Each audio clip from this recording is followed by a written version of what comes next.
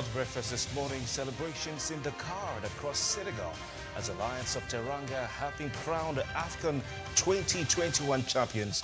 We take a look at what was a historic.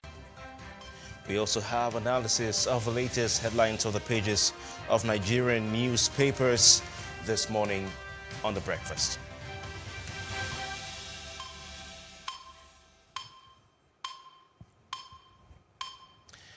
You're welcome to the breakfast on PlusTvAfrica. It's a brand new week and we're ready to give you all information, of course, interesting conversations right here on what is a leading breakfast show on television in Nigeria.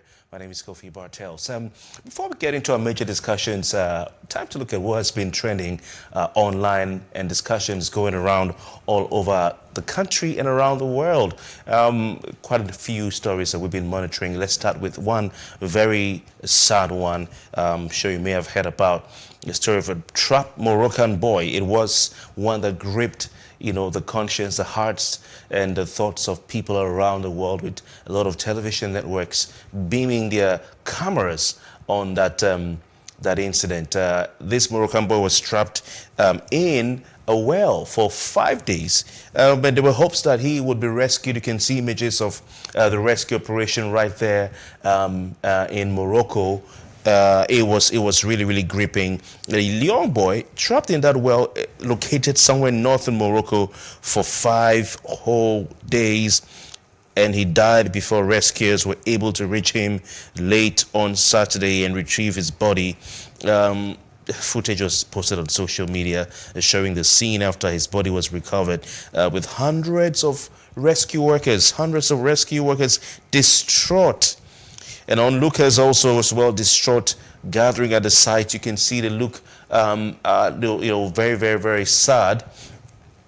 And of course, chanting to their gods and shining the flashlights of their phones in the air. Really sad. This young boy by name Ryan Arwam, aged 5, was said to have fallen into the well at his village in Igran in the hills of Chef Shawin on Tuesday, triggering a huge rescue effort that engrossed the countries. And we're told the rescuers finally reached him late on Saturday after removing much of the adjacent hillside. You can see the excavators and all that there. They had to remove a lot of this adjacent hillside and delicately tunneling a horizontal passage into the well. They had to go down. Then they had to now dig sideways to get into the well to try and get that young boy. The well was only about 45 centimeters wide at the top and tapered as it dropped to about 32 meters at the bottom, where Ryan was trapped, making it impossible for rescuers to descend directly into the well. I mean, it would have been a straightforward thing. Why don't they drop themselves into the well and get this boy out of the well simply? But because of the shrinking width of this particular well at the bottom where the boy was, they had to dig the sides of the hill and then get a horizontal tunnel into the well. But what have Nigerians been saying about this, and how have Nigerians been reacting to what is a very sad story? A lot of Nigerians have been saying we need to learn from the Moroccan situation and experience with the rescue efforts and the speed with which the rescue efforts took place and the coordination of the rescue efforts. Interesting to see a lot of efforts around with all the equipment, a lot of rest between the Ukraine. It's only been, a matter of time. People have been speculating what's going to happen between two countries. The tension has always been there, even before the Crimean situation. Well, with the federal government of Nigeria monitoring this, it's told its citizens in that country, in that Eastern European country, to be careful, giving them a security warning. This is not something we're used to. Last week, Students' Union body of an African country in Ukraine issued a warning to its members in Ukraine, and Nigerians descended on the federal government saying, why hasn't the federal government of Nigeria said anything about the situation for Nigerians, at least to give them a sort of a security warning and all that? And thankfully this week, or over the weekend, the Nigerian government did what citizens had been asking about, which is, why haven't you told your citizens in Ukraine about the situation and given them tips or at least a security warning or update. I mean, some people also recollected the fact that the United States of America had over the years given several security updates for what we may consider in Nigeria, minute security breaches or concerns. And we would always hear that the American government, the British government, or some other European governments are giving their countries a warning, an advisory, a travel advisory, probably. So this is some good news coming from the federal government of Nigeria. The fact that an advisory has been given, a warning to Nigerians in Ukraine, and I think it's a positive step in reaction to what Nigerians had been asking for. Another one we've been monitoring, a very interesting and funny story. Let's just show you a picture coming from social media. It's something that I have never seen before. Picture this: a male wearing high heels, what some Nigerians will call koi koi. And this is not just an ordinary male. This is a pastor. A video of a pastor wearing heels went viral online. And it seems from the pictures you can see it's not a one-off. It's not probably he was going to preach somewhere and his wife took his shoes, or his shoes went bad, or some thieves stole his shoes and he said, "Wifey, please, can I borrow your shoes? I don't have any shoes to wear. I can't go barefoot." No, it seems that this is something he does. You can see the picture on the left and the right. He is still wearing high heels. Now, this seems a bit awkward for some people. And the video of him preaching, in high heels, and the reactions coming, some taking it as a funny thing, some, saying, "Hey, this is maybe a mental issue." Some looking at from a funny point of view. One commenter on social media said, "On the hill there's a cross, and on that cross there is love for me." So probably using playing a pun with the word "hill." I've never seen anything like. I don't know if you have. You can send your comments to us on the Plus TV social media pages. It's quite strange indeed. We haven't seen anything like that. A male pastor in heels. I wonder what the members of the church will think when they see him every Sunday. It's bizarre, really. It's bizarre. Is there nowhere in the Bible where it says that a man shouldn't wear a woman's clothing and a woman shouldn't wear a man's thing? I don't know. That debate has been there for some time. Should men wear what women wear? Should women wear what men wear? That's why some denominations do not allow their female members to wear trousers, because that is what men are supposed to wear. Okay, let's go over to a neighboring country, Cameroon, where there were scenes of jubilation. But the jubilation was not majorly in Cameroon.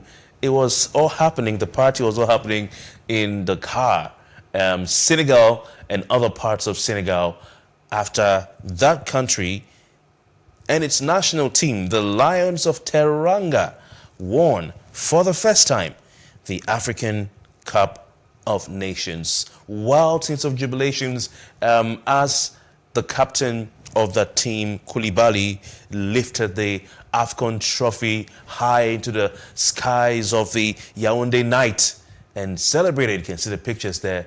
And of course, the likes of Edward Mendy, the goalkeeper from Chelsea, Koulibaly himself, defender from Napoli. You have Gay of PSG. You have Mane of Liverpool. These are world-class players for this team, and they have been the most consistent African national team at the Nations Cup in the past few editions, always getting close to the semi-finals, and I think they've done one final recently, but could not quite win this trophy. We can go back to the days of El Hadji Diouf and the coach of this particular team, who was a captain of that famous Senegalese team that conquered the defending champions France in the 2002 World Cup in Japan and Korea. Yes, indeed. That year, this particular team made it all the way to the final stages of the African Cup of Nations, but they could not win that tournament, famously beating Nigeria. And on that note, they announced themselves as having arrived on the African stage as a powerhouse in African football, and indeed shocked the entire world by beating the defending champions France in the opening match of the 2002 World Cup. Well, they've been able to come full circle now by winning their first major trophy for the national senior men's national team. Let's look at the highlights and the footage of this epoch-making event, or this historical event, and we'll be right back. And Ismail Assar joining in as well. It's a big Side the opening 3 minutes as Mane tries to enhance his reputation at this competition. This might be an opportunity. Is there a penalty? What's Victor go? And an early penalty here for Senegal. A penalty now.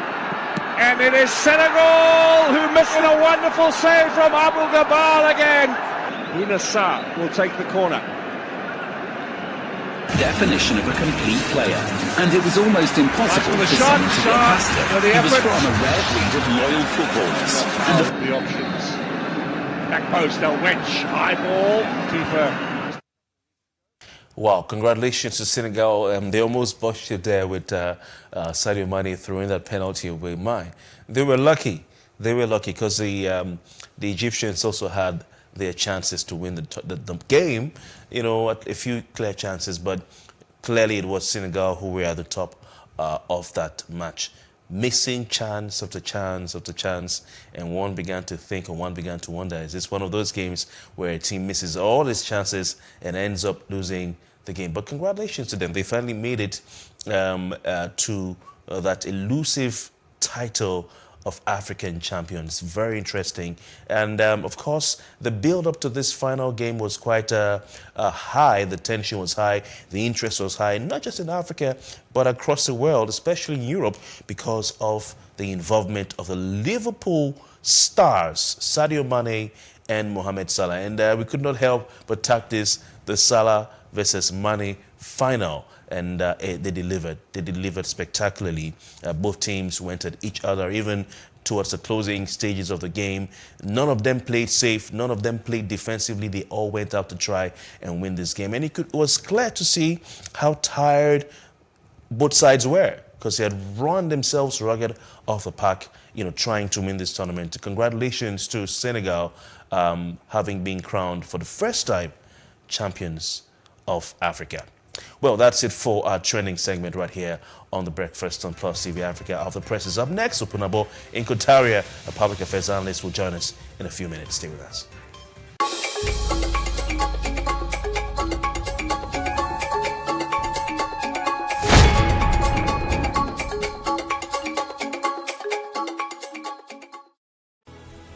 You are sitting on Nigerians' money. From the barbing, I pay my rent. On the barbing, I send my children to school. A consultative engagement. No any tangible notification before they ban us. It's one thing for people to be at your back and the heat of the moment, and another thing for them to still be with you when push comes to shove. I will do everything to take Lagos out of the national grid.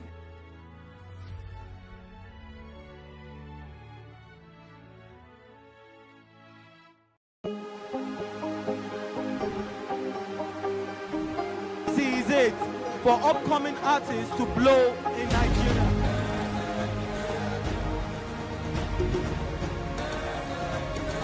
Welcome to Plus Trending. I am Booking November, your host, saying thank you for joining us on today's episode. Welcome back. It's tea time on Plus TV Africa. Practice makes perfect. I'm not perfect yet, but I'm a lot better than I used to be. He's a king. He's entitled to marry 100 if he wants to.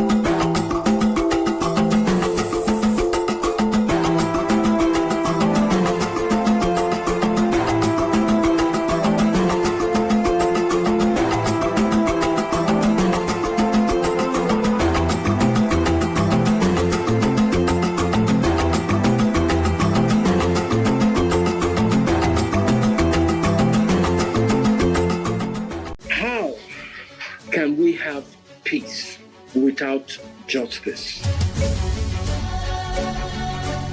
Plus Politics. It's not just another political conversation, it's about keeping you in the know. The relevant interviews, asking the tough questions to those that matter. Get the answers you need.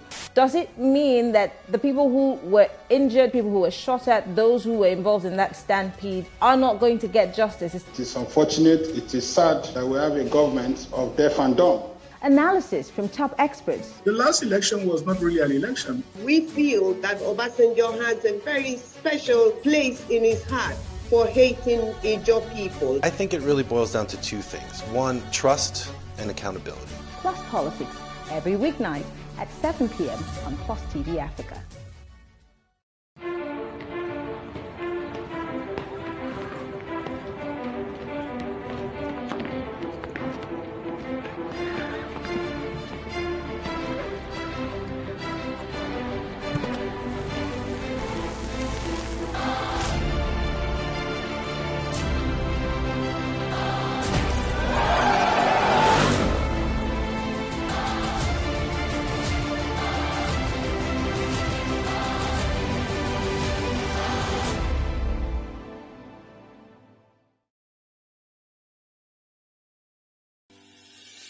Increase the reach of your events or business services.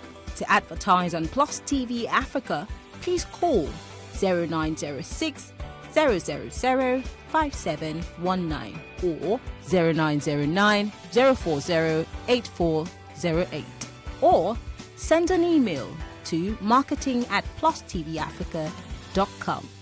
Plus TV Africa. Big stories live here.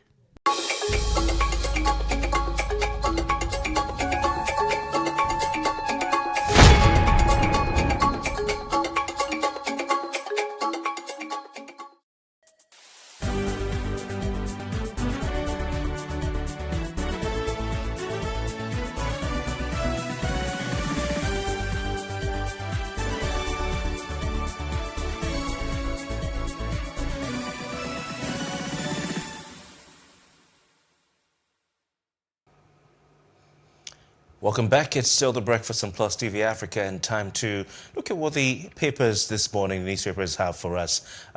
It's a Monday, and to be expected a lot. We packed into the papers today, and we have joining us public affairs analyst Opunabo Inkotaria. Mr. Inkotaria, good morning to you. Thanks for joining us. Yeah, good morning, Kofi. Good morning. Aid. We're not aware of his resignation, PDP, and I'm not sure if he's still our member, says Sule Lamido. Quite interesting debate on whether Goodluck Jonathan is a member of the PDP or not. Ms. Inkotaria, is Dr. Goodluck Jonathan still a member of the People's Democratic Party as far as you're concerned? You know, the way you ask the question, I think, President Goodluck Jonathan was my principal, so I'm seized of all his movements and political maneuvers. Well, having said that, I don't know for now. It's a thing of guesstimation, so to speak. I don't know if he's still a member of the PDP or if he has defected to the APC, because there was a time when the air was suffused with news of his likely defection to APC. And that is to allow the South-South, that was the argument, the South-South complete his tenure that was truncated by the election of President Muhammadu Buhari. Because, you know, like I keep telling people, Goodluck was an accidental president. He became a president as a result of the demise of Yar'Adua. And so he served out, which was a constitutional requirement. It was a constitutional obligation. No other person would have emerged as president but Goodluck Jonathan. Even at that was almost been frustrated, if you recall, by a lot of persons who felt the Northerners should continue. And there was some left sort of crisis until the National Assembly eventually amended that part of the Constitution. And so Goodluck emerged, and they felt he took the place of the North and frustrated his re-election bid in 2015. Now, Buhari emerged. What they want to do is, a lot of people also have this argument that It is north and south. There is no such thing as north central, northeast, northwest. They don't believe in that. When they say north, they are talking of the north. When they say south, they are talking of what we call the southwest, the south, and the southeast. That's the way they look at it. So if Goodluck should come for another 4 years, then it will go back to the north. That is the thing. That's why people were angry for Goodluck to return to office, because definitely he wasn't going to spend more than 4 years in office if he returned, because that's the consular provision, maximum 50 terms, and for 4 years. That would have been 8 years. Then it will go back to the north. For those who believe that they are politically smart, they know all kinds of interpretations into that piece.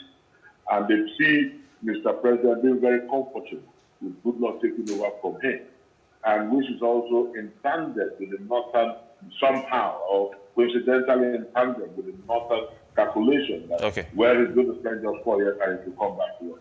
But I cannot categorically say for now, even Sule Lamido is not sure. So Mr. Nkotaria, why do we have, sorry to interrupt you, sir, but why do we have this speculation, bearing in mind the former president, Dr. Jonathan, has not, maybe like Olusegun Obasanjo did, torn his PDP membership card in public. He has not made any public statements resigning from the party. Everybody must not be an Obasanjo to tear his card in public. Not sure. I mean, is that even necessary? I don't think it's either you say you've resigned for politics. I think that is enough. You don't need to start tearing your card. I mean, that was superfluous. I'm trying to superfluous. Well, having said that, like I said, the frequent visit to Aso Rock, Goodluck himself has not said in it. And that also, to a very large extent, tries to strengthen that rumor, because he has never denied nor accepted.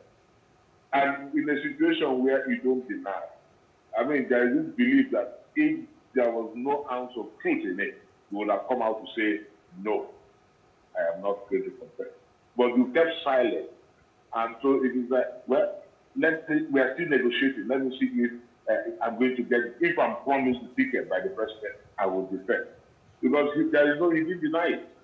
And that is what has strengthened the belief that, the negotiations are still on. Some say is that if he wants the president's 100% assurance that he's going to give him the ticket for him to defend. We even have that rumor. I said, so interesting. Even Governor Wike said, if Governor Wike said, if Goodluck Jonathan defects to APC is not going to support it, which means a lot of people will read minutes into that probably the governor, coming from his advantage position, would have gotten wind of Goodluck Jonathan's possible defection to the APC. So all those things, I'm not to talk of the ordinary man who doesn't have access to certain information, will have to glean from all this. It's just that's why a lot of people believe that he might defect. How do you perceive the vote, because there was a massive rejection of the president, the APC in the presidential vote, while the PDP won the presidential vote in the south, and southeast. If it turns out, we don't know what will happen, but if it turns out that what Sule Lamido is saying is true, and if it turns out that Dr. Jonathan pops up on the ticket of the APC, do you suspect that Southerners will change their approach towards the All Progressives Congress? Very quick. That's what she admitted when he said, if I return to office, if I'm re-elected, I will do more things South. I apologize. It's just that in Port Harcourt, I don't think. So it was like a filial support. A support you give to a brother. That was the support we gave to Goodluck Jonathan in 2015. And that's why the whole South, because we saw him as one of us, that's why the whole South voted for Goodluck Jonathan. They rejected the APC. It really had nothing to do with the party. It really had nothing to do with ideology. Not party, not ideology. It had to do with individuals. And that's why I tell people that I am one of those that condemn the Supreme Court judgment that you vote for parties that are not for individuals. Because in Nigeria, we vote for individuals. If today Goodluck Jonathan defects to the APC, all those who rejected Goodluck Jonathan, who rejected APC in 2015 and 2018, will vote for Goodluck Jonathan from the South. I can tell you that. Of course, I'm not saying it will be 100%, but majority will vote because they'll say this is our hope. So let us encourage them, let us assist him to win. The same thing with the 2018. It all has to do with the individual and where he comes from, not necessarily the party. No. Okay, interesting analysis, Opunabo Nkachara. Thank you very much for that. Let's stay with the leadership newspaper and of course some meetings, political meetings, and then some other source said, oh, he's going to see his family. But we were told he'll be back after 7 days, and some Nigerians, especially Lagosians, said, aha, let's see if he can come back after 7 days. And then if he doesn't come back after 7 days, we can begin to talk. Tinubu has returned into the country, back to Nigeria, after 7 days in the UK. So what do you want to talk about? That he went to see his doctor. There was a rejection. It was rejected by his spokesman. You know, he said he went for... Definitely for political reasons. Okay. Tinubu, we all know, I mean, it's public knowledge that Tinubu is not well, he's not fit. Tinubu is sick.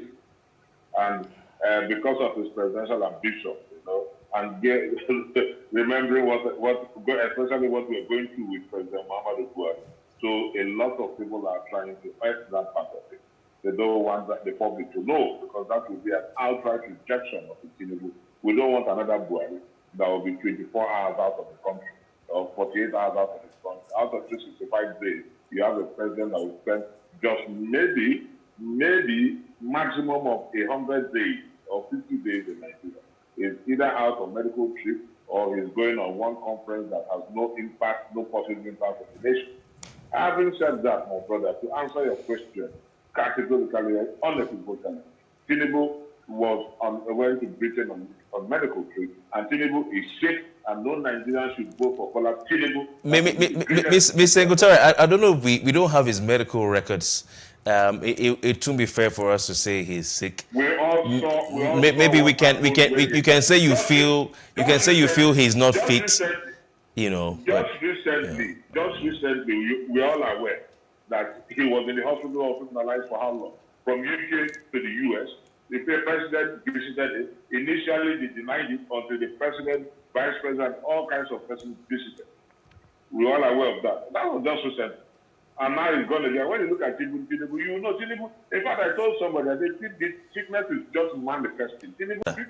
And we're using sound fit. In fact, we've been having this conversation. It's been on and off, even on radio, and we have to look for different words to describe these things, like fit, sound, even stout is a word that can be used in that. I never knew before. No. Okay, interesting. Let's go. A family curbs media coverage of aspirants' visit to IBB. This seems a bit worrying. You're aware, Mr. I didn't get that. Okay, at the top of the leadership newspaper, family curbs media coverage of aspirants' visit to IBB. Aspirants being a plural there. You're aware of the godfatherly role that IBB has been playing over the years. And as it was in the last election, with this time too, it seems that everyone who goes there will get his endorsement. He has endorsed Osibajo, he's endorsed Tinubu, he's endorsed Orji Zokalo before now, but not really technically endorsing Orji Zokalo. But he seems to be endorsing anyone who goes there. Now we're hearing his family is curbing media coverage of the visit of those aspirants. Do you think this is something worrying? Probably as a result of the backlash, just like two things concerning IBB. I strongly believe you can imagine what I'm thinking. The man is no longer. He's not. He's to say, but, okay. But let me just say, I don't think he's still intellectual. Okay. So you're trying to say, I can help you. You're trying to say he's not young anymore. Thank you. you have said it is not young anymore. So, Okay. yes, it's not young anymore. I don't even want to talk of senility. He's No, not no, no, young no, no, anymore. no, no, no. Okay. I think people will He's get the not young point. anymore. Yeah. He's not the Maradona of we used to know, or the evil genius we used to know. So let me just leave it at that. Okay. I think the family has sensed one or two inconsistencies and so on. And they are just trying to protect the image of the man, I think. The reputation of the man, I think. That's what I felt like. All right. Yes, and a lot of people feel same as having that clout. You know, I believe you can give that to him. He may have endorsed a lot of people, but he will secretly work for somebody. And he has his own followership. You know, I mean, like the Abdul Salams and so on, they are too loyal to it. What do you make of? Have their own reach. Yeah, what do you make of this whole? I mean, there's been talk over the years in Nigeria that there are kingmakers in the land. These are the people who, if you were going to be president, they determine who will be the next president. And IBB's name is always mentioned in that breath. Is this really the case? Is this really the case?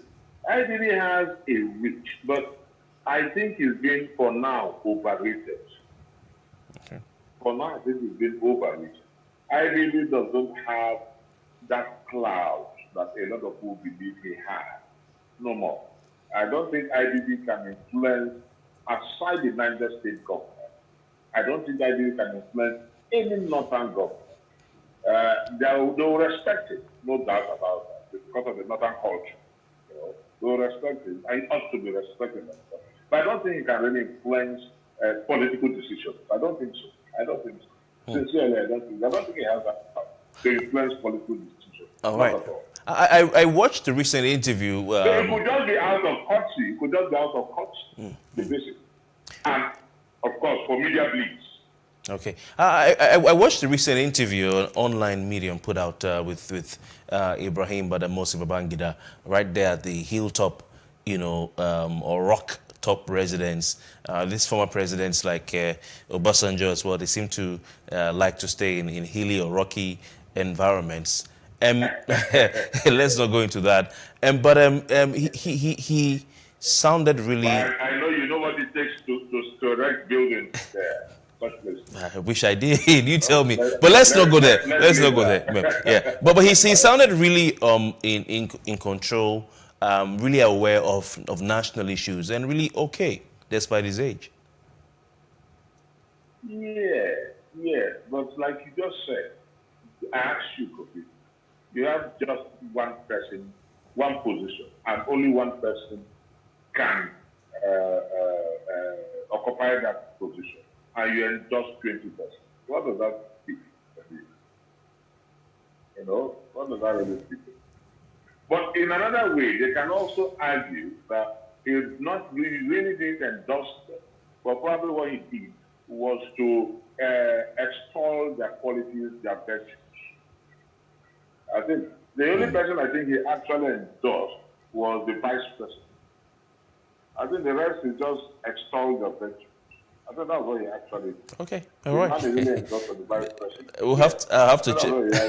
I have to cross-check what he said to Tinubu. I may have to check what he said to Tinubu. Well, I didn't even know what he said to Tinubu, but Tinubu was just on political excursion. Oh, okay. All right. Let's leave it at that. He has so much money to play around. Okay. We will not go into too much of the sports per se, but there's one aspect of the Senegalese defeat of Egypt. Senegal last night won their first. No, I'm going somewhere. Trust me. Trust me. No, trust me. Well, you've not invited me to play golf with you, so But anyway, one of the noticeable aspects of this African Cup of Nations final, and I'm going to get you here, Ponabo, is the fact that Paul Biya was in the stadium. And when it was time for the cup to be handed over to the Senegalese captain for him to take to his team so they could lift it up, the FIFA president and the CAF president told the Senegal captain to follow them to the stands, the presidential stand, where Paul Biya was seated. He didn't come down to hand the cup over to the Senegal captain.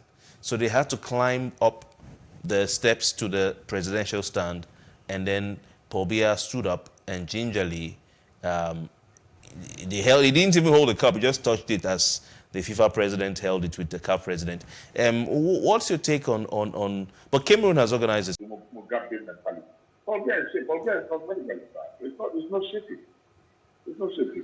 So, and the officials are quite aware. That's why I would just say Paul Biya to work down. Most times he's been assisted. It's helping to move. Paul Biya is sick. He couldn't have expected him to walk down. That's why they told them to walk up to the presidential seat to hand the cup over, for him to hand the cup over to them. Paul Biya is not well. It's not well. It has nothing to do with arrogance or power. No, not really that. Not really that. He's not well. Grey hair on him.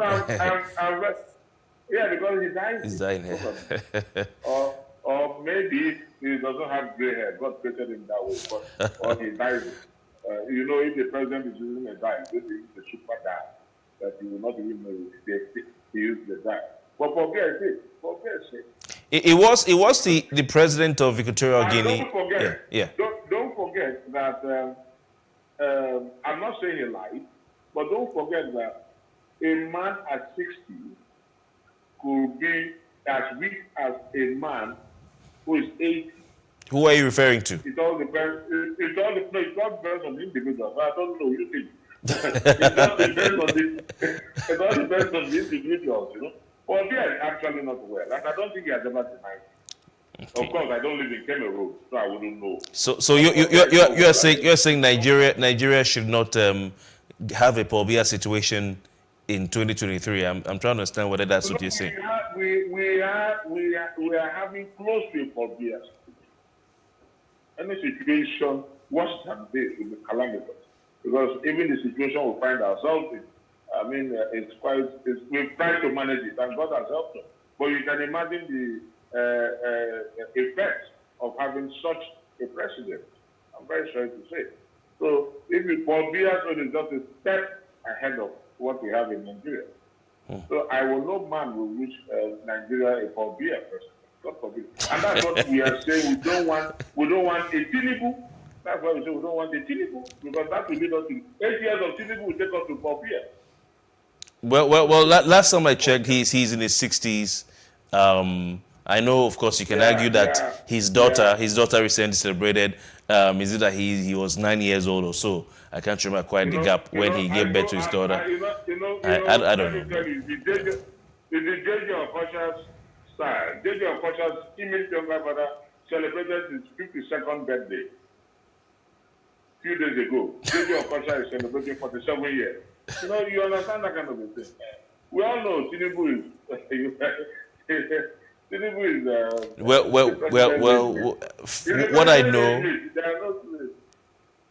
The president is approaching 80. Okay, Miss Nkotaria, you came to shake some tables obviously today, but we can only go with the official age as declared by the individual. Yeah. Well, you just said his daughter's age. You just said his daughter's age. He had that when he was 10 years old. I don't know, but we can only go with what he has said as his official age. We will take a short break, and we'll be back to you. Please stay with us. Please stay with us. We'll be right back.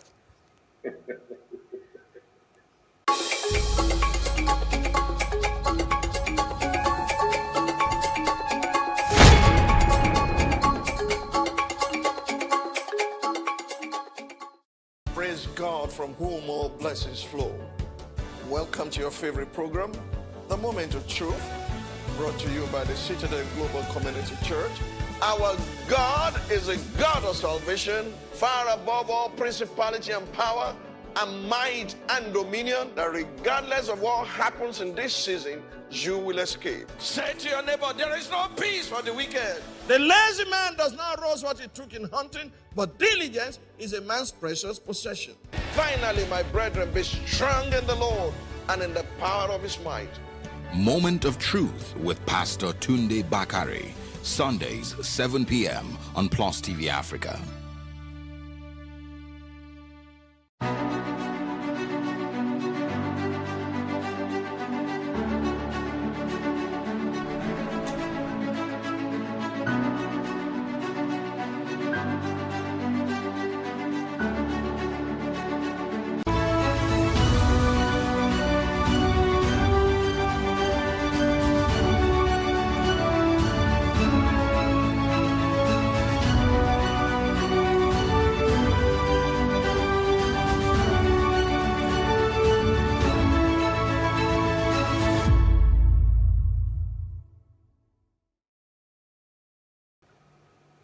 All right, welcome back. You're still watching The Breakfast on Plus TV Africa, and we're still looking at the headlines from the front pages of the nation's newspapers today. Let's move straight to the Punch newspaper with the following headlines. The big one there, NIMC, a portal breaks down.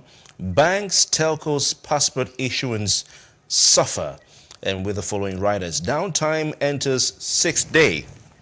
MTN, Glo, Airtel, others suspend SIM replacement and acquisition. Immigration may rebook passport applicants' appointments as glitch stalls NIN verification. And telcos lose millions. Customers' verification affected. NIMC apologizes as engineers battle crisis. At the top of that front page, investors commit 3.36 trillion naira to federal government bonds in 12 months. Oversubscription hits 1.61 trillion naira. Details on page 32 of the Punch newspaper. External reserves slide to 4 months low as at $39.98 billion. Federal government school feeding suffers setback. Pupils wait in vain for vendors. I was paid for only 3 months in 2021, says contractor. And FG making payments for school feeding ministry insists. ICPC scores UCH NCDC 24 hours low on ethics compliance. All platform explosion, 7 missing, 1 dies, 3 alive, says FEM. Really sad one there. White American prostitute jailed 12 months for 57.8 million naira fraud in Kwara State. That's bizarre. Ondo plans TSA implementation to block leakages, curtail fraud. Police arrest Beninese alleged yet again. Dismissed DPO fleeing kingpin arrested. NDLEA seizes 22 160 kg cocaine in Lagos port. Those are stories coming from the Punch newspaper. Let's go straight to the Nation newspaper with the following headlines on the front page. The big one there. ASU begins mobilization for another strike in universities. The writer, final decision slated for February 14. What a day to choose for final decision. Oni's defection to ABGA unsettles PDP. Fayose seeks unity. Oni's defection to ABGA unsettles PDP. Fayose seeks unity. General Minima's passport seized over probe into 3.8 billion naira fraud. And another one, money leads Senegal to African glory. Atiku abandoned Benue in Trump insists. No territory under terror group, federal government insists. And there's a picture of Mr. President Muhammadu Buhari in Ethiopia at the AU summit, having a handshake with the Ethiopian president. Let's move straight to the next newspaper, and this time it's the Daily Independent with a big one. Regulation damaged FX market may undervalue banks. Regulation damaged FX market and may undervalue banks, with the rider analysts say with Basel III, lower liquidity lenders at risk of pressured margins. At the top of that front page, APC convention, Buhari yields to governors as consensus candidates emerge this week. Marriage that produced APC not working, says ex-governor. FGM, Nigeria has the 3rd highest number of mutilated women, says UNICEF. You have insecurity has left Southeast barren, says ESIMA president.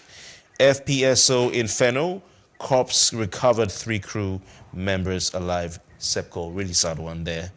Federal government lists 3 privatized universities, or rather 3 privatized firms from BPE monitoring, and Buhari, Ethiopian PM Ahmed meet over rising spate of coups in Africa. We go back to Opunabo Nkotare now, who is still standing by to give his expert analysis on these stories. Opunabo Nkotare, let's stay with the Daily Independent and the story on the top left corner of that front page. The APC convention is really a touchy issue, and of course parallel excos and chairmen in different states. In some states, like Akwa Ibom State, I think they had 3 party chairmen at a time after those parallel congresses.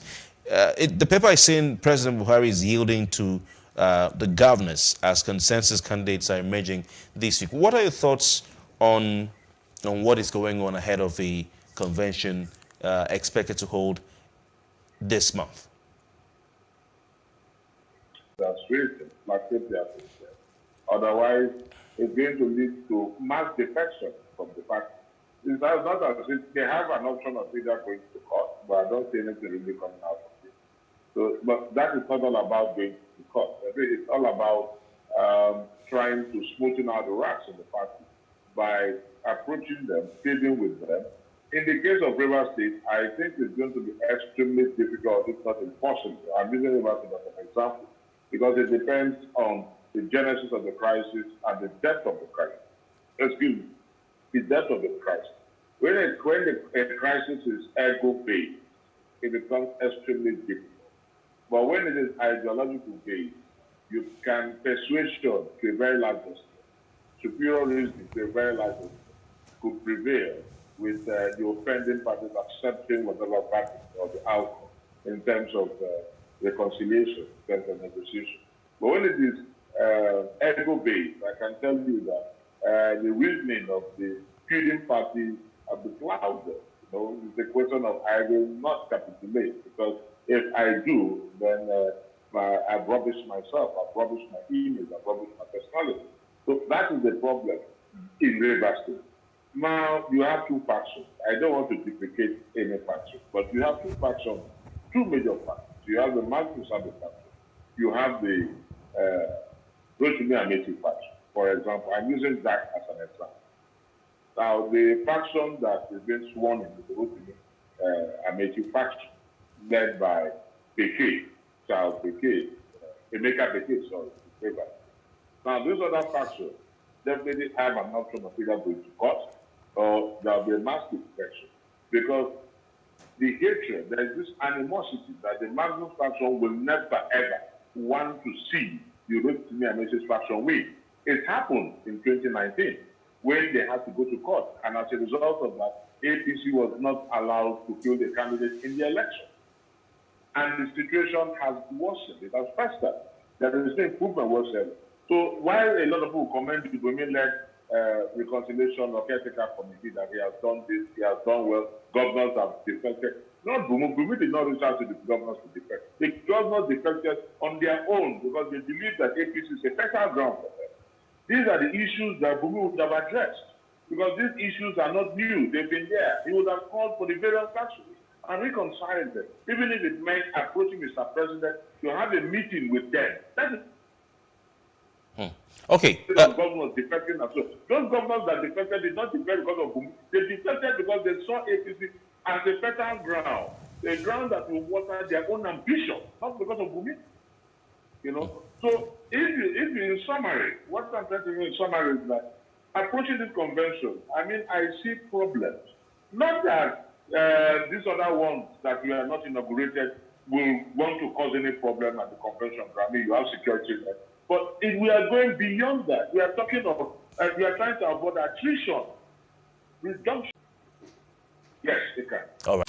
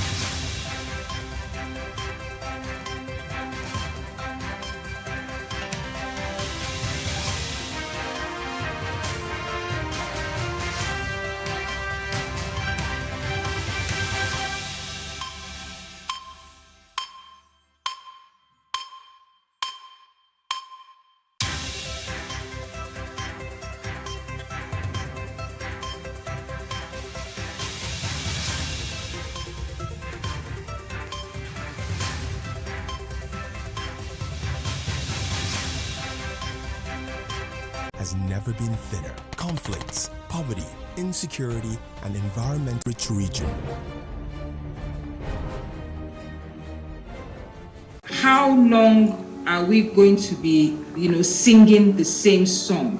Can't the citizenry see up till now that the power is in their hands and that they need to take a hold of it and do what they need to do to change the status quo? It's the hypocrisy, right? The hypocrisy that comes to not paying attention in this case to the things that really matter to us. Not everybody can get that job in government. Not everybody has the opportunity to get that job in business. So until we can give the businesses, the small, medium, and big businesses, the opportunity to thrive to the highest level, yes, we will not get to that stage. In Nigeria, we don't have an election; we have a selection. Selection. So they just present the devil and the blue sea, and you must make a choice. And this is because we are not part of political parties, or we're not doing anything. So what happens is we just roll with the wind.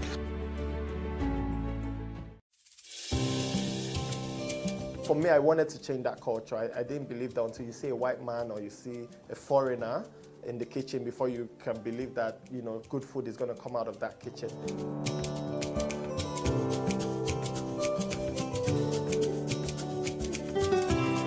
You can leverage on each other's spaces and, sell.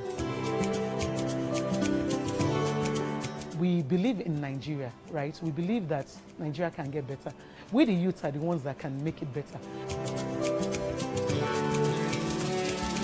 And my products are proudly made in Nigeria.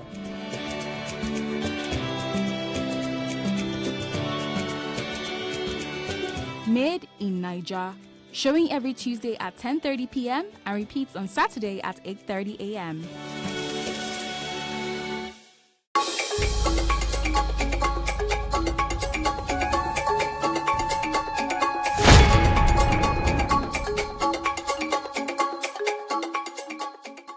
Identity Management Commission in the course of carrying out their duties. Well, this week we're hearing that the president is being urged to rescind his decision. Civil society organization, Socioeconomic Rights and Accountability Project is urging President Buhari to use, quote, his good offices and leadership position to urgently review and rescind the reported approval of 4 security agencies to access people's personal details via the NIN SIM linkage without due process of the law. In a letter dated February 5, 2022 and signed by its Deputy Director, Kolawole Oluwadare, the organization is also urging the President to, quote, send executive bills to the National Assembly to repeal and reform all laws which are inconsistent and incompatible with Nigerians' right to privacy, dignity, and liberty. I'm glad to say Kolawole Oluwadare joins us this morning to throw more light on this right here on the Breakfast on Plus TV Africa. Mr. Oluwadare, good morning to you. Okay, nice to be here. Nice to have you. Has the president replied to your letter? Not yet. So I won't be able to confirm whether he has gotten it or whether he has a receipt. Okay. You're saying that you're not sure, you're not aware if the president has received the letter. No, I said when I mean receive, I mean of it, but as to whether he has received it in person, I will not be able to say. Traditionally, letters go to correspondence, does not go to direct. I'm sure there are people that receive it on his behalf before it gets to his table. So I think we have a whole week to wait and listen and watch. Tactic that has worked when you write him, on policy issues. Does he respond to you?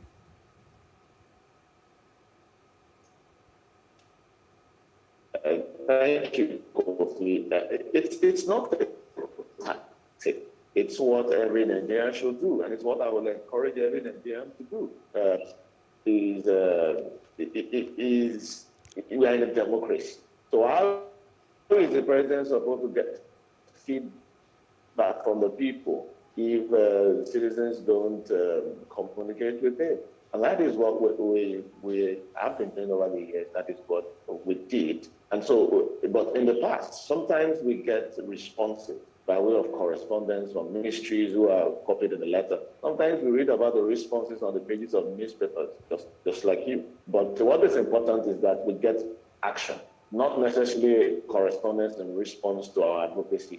But as long as we get actions that are beneficial to Nigerians, I think that will suffice, and that is what is most important anyway. Let's look at the issues on the table. You have an issue, Sarah wants the president to rescind his decision, like we just said. Why? Because that decision in itself, even though we are yet to hear from the president directly, is not legal in this instance. And the context is very simple to understand. The right to privacy is constitutionally guaranteed in Chapter 4 of the Nigerian Constitution. And what the law, the Section 45 of the Constitution says is that for all those rights that are granted in Chapter 4, a law that would derogate from those rights, it must be a written law. And what that means is that that law, the right to freedom of expression in Section 39, and all other laws that interlink. We are yet to have a law that will concretely stipulate what are the rights and obligations. And we can ask this very simple question. This data that is being shared with security agencies, which security agencies are we talking about? Is it the police? Is it the EFCC? Is it the immigration services? The law needs to set up clearly who are those agencies. Secondly, what are the limits that they have to the use of this data? Don't forget, these are things that pertain to you and me, including who you spoke to, possibly last night, and how much you sent to a friend over the weekend, as little as that. So we are yet to have such laws in place. And then the pertinent question to ask is that if there is a breach of data between from when our data that is warehoused with the NIFC, any of the security agencies, if there is a breach of data, who are we going to hold responsible? Those are some of the provisions that must be in this framework that would clearly generate both rights, limits, and obligations. A right and a power cannot be at large. And I need to mention this, that national security, which is what we've seen over time being used by government and government agencies to curtail the freedom of expression of Nigerians, is not enough. National security is too big a word to be thrown around. And you may not understand the essence of this right until as individuals, these rights are breached and are abused by these security agencies, particularly within the context of what we've seen, the historical antecedents of security agencies in Nigeria. How can we be sure that this right will not be abused? But that is beside the fact that there is no law presently that creates even obligations on the part of how they use this data, the extent, the limits, and even if there is an abuse, who will be covered. And that is why it is putting the cart before the horse in this instance, which is why we've asked the president to ensure that there are bills put before the National Assembly that will create these laws. The National Data Protection Regulation is a subsidiary legislation at best. It's not a law, much less a power with constitutional provisions to freedom of privacy, to right to privacy. Thank you, pardon. And so that is what needs to be done first before this kind of directive from the president. Okay, interesting, Kolawole. We don't know yet what the agencies, like you said, involved are, and we do not know the extent to which they might go. But you're talking about monitoring of phone calls and all that. Are we really sure, and can we afford to speculate at this time, if you're not totally sure, or if you don't have that information, as to what the extent of the powers the president has approved are or is? You know, because we hear, you talk about monitoring of phone calls. Wouldn't that be breeding some panic? Especially bearing in mind the fact that the Nigerian Identity Management Commission doesn't deal with the phone calls and the network connection. They just have data, data, biodata and all that of the people who own these phone lines. What do you say to that? No. And that exactly is part of the challenges that this kind of directive is going to bring. We do not know the extent. And when I talk about the extent of those powers, it is not just for the president to tell us. There must be laws. It must be a law that would regulate and create obligations. Like, this is what you can do with this data. This is who you can share this data with. And these are the rights and obligations that follow the trail of data as it goes from agency to agency. We do not have that. And don't forget, your NIN is linked to your phone. So even if it is not captured, we don't know whether it's captured within this directive of president. Even if it is not, how are we sure that eventually, given the chain of custody of this data, he will not eventually get to that? And don't forget, this administration has restated its commitment time and time again, and we're in court of this as well, to monitor the WhatsApp conversations of Nigerians. It was in the news when the 2022 appropriation bill was being considered. How the 1.9 billion was being stated as appropriation for a particular agency of government to monitor the WhatsApp conversation of Nigerians. So again, that speaks exactly to the issue we're talking about. We do not know the extent of the use of this data. So if your NIN data is linked to your bank details, it's linked to your phone, and it's linked to whatever, then how are you sure that what is being accessed or released only pertains to your account and does not pertain to your phone call? Which is why you must have these clear directives in custody of data, the rights and obligations of those public institutions involved, including liability for any kind of breach of privacy. And this again will protect, statutorily protect individuals from abuse, either by public institutions or officers of those public institutions, or even third parties that might inadvertently come across such data. Okay, thank you very much, Kolawole. We're aware of the reason given by the federal government for this NIN SIM linkage policy, which despite the prevalence of COVID-19 and several government directives and even actions curtailing the freedoms of Nigerians in the name of lockdown, restriction of movement, restrictions placed or limits placed on how many people can gather at a time. Even with all this, they made Nigerians gather in numbers, exposing themselves to COVID-19 just to register and to link their SIM cards with the NIMC database. So one of the reasons given for that exercise was that it needed to be done for the sake of national security. Why the reaction from Serap if they had already said they needed to protect Nigerians and they had already given a reason as far back as last year why this was being done as being that of national security amongst others? Thank you. I think, Kofi, the point is that the NIMC is statutorily empowered to obtain data from Nigerians and to be the warehouse for such data. That is not in doubt. But even that power to obtain data and to keep it must be within the framework of laws. Don't forget that there are constitutionally guaranteed rights to freedom, to right to privacy. So even in keeping that data, it's my right to privacy. Now, we are going to another level now, sharing of such data. What limits the kind of data that can be shared by NIMC, particularly when there is more and more connections between your NIN? First, it was phone, now bank accounts, and then you can just understand how it's going to go on and on. You will link your passport, your driver's license, possibly. And so, in the absence, so it is not enough to say national security. The NIMC has the right to collect such data. They don't need to give us a reason, as it were, to collect the data. But it is the use of such data that is very important. And I think we do not have enough laws that protect that presently. And as I mentioned earlier, national security as a phrase, we cannot afford to abuse this catch-all phrase that will infringe on the rights of Nigerians. Noting particularly that those who may have the power to do so today will ultimately be on the other side tomorrow. And that is why laws give rights and also curtail those rights. So you cannot curtail the rights of Nigerians to privacy on the altar of national security without also explaining and defining the limits of such use to prevent abuse. Good. And that is why we need such framework. So it is not that national security is not important. It is that it is a catch-all phrase that without limits, it is of course subject to abuse.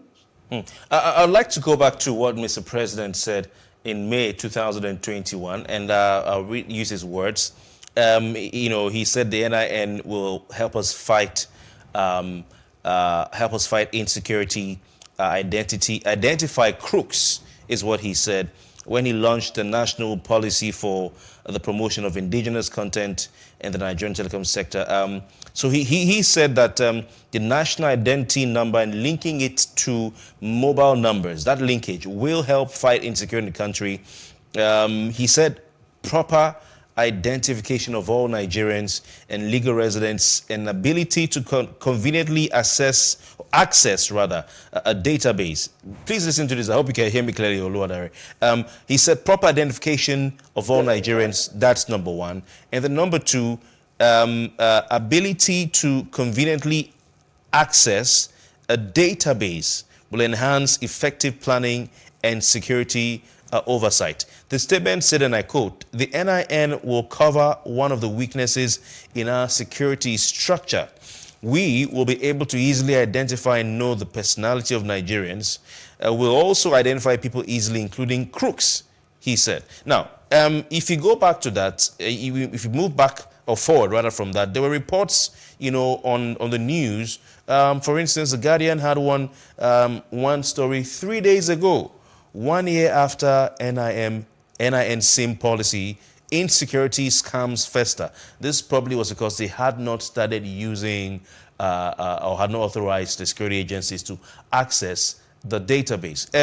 So I'll go back to the question. This had been said by the president long before now, that the security agencies were going to access this database. And of course, the media and civil society in the general country were complaining about insecurity. And we had said, okay, this thing has been done. We went through a lot to get this done. Why are we still having insecurity fester?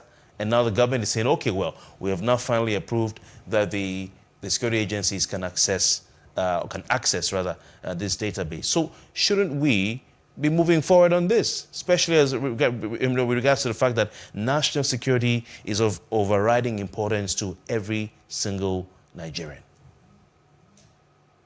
I think we have moved forward. The government is the one that is yet to move forward this year. We all recognize the need for national security, and we are all witnesses to the prevailing level of insecurity tension. There must be laws before. We cannot afford this knee-jerk reaction to every, and in the long run. So again, the issue is not about the powers of the NIMC to get data. It is there's no legal framework that prescribes the limit of which public institutions those data can be shared with. And then as it goes along the chain of custody, the extent of such data being exposed, and most importantly, how that data can be used by even the third-party agencies. And I call them third-party or public because I am the first person. The NIMC is the custodian of my data. And then the third parties are those who NIMC is giving access to those data. Are there rights that follow the data as it goes forward to those public institutions to protect me and to curtail the extent of what they can use that data for? So, for instance, and this is just hypothetical, if my NIN data is shared with the Central Motor Registry database with the Nigerian police, for instance, how much data do they need about me to be able to effectively do their work? Do they need to have my bank details? Do they need to have access to my financial transactions? Or do they just need to have my address? Those things must be clearly identified. If not, we may think that in the name of national security, these things do not matter. They do matter. Then most importantly, Kofi, who will be liable eventually if in the chain of custody as data progresses from the NIMC to other public institutions, there is a data breach and my data falls into the right to privacy? And if that's right, what we are doing is more of a knee-jerk reaction. To talk about that has been up since 2017, and I'm just transactions requiring the use of national identification number of the whole regulations.